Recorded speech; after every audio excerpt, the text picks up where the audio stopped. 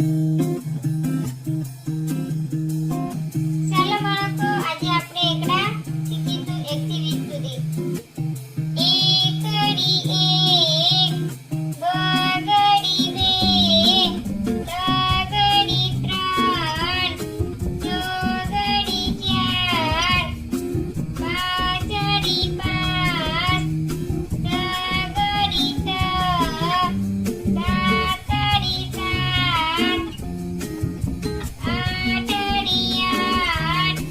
નવડી નવ, એકડા મીંડી 10, બે એકડા 11, એકડ બગડ